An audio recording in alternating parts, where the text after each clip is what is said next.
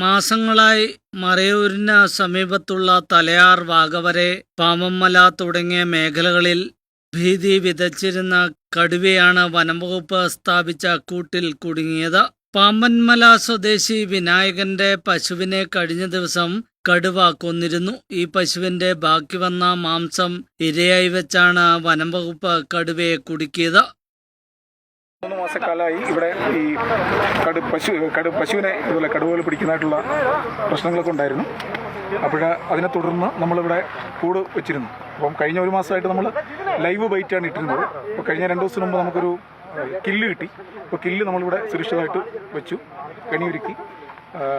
2 ദിവസത്തിനുള്ളിൽ തന്നെ കടുവ അതിൽ കുടുങ്ങി. കടുവ ഇപ്പോൾ നമ്മൾ മൂന്നാർ വെറ്റിനറി ഫെസിലിറ്റിയിലേക്ക് മാറ്റി. 2 വർഷത്തിനിടെ ഈ മേഖലയിൽ 22 കന്നുകാലികളെയാണ് കടുവ കൊന്നൊടുക്കിയത്. ഇതിൽ 18 എണ്ണത്തിനെയും കഴിഞ്ഞ 3 മാസത്തിനിടെയാണ് കടുവ പിടികൂടിയത്. കന്നുകാലികൾ തുടർച്ചയായി കൊല്ലപ്പെട്ടതോടെ തോട്ടം തൊഴിലാളികൾ വലിയ പ്രതിഷേധത്തിലായിരുന്നു. തൊഴിലാളികളുടെ ശക്തമായ ആവശ്യപ്രകാരം 1.5 മാസം മുമ്പാണ് വനംവകുപ്പ് ഇവിടെ കൂട് സ്ഥാപിച്ചത്.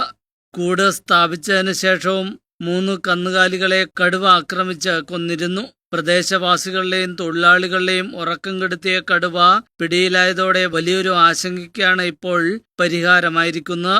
പിടികൂടിയ കടുവയെ വനംവകുപ്പ് ഉദ്യോഗസ്ഥർ പരിശോധിച്ച ശേഷം സുരക്ഷിതമായ മറ്റു കേന്ദ്രങ്ങളിലേക്ക് മാറ്റാനുള്ള നടപടികൾ ആരംഭിച്ചു. News bureau, Marayur.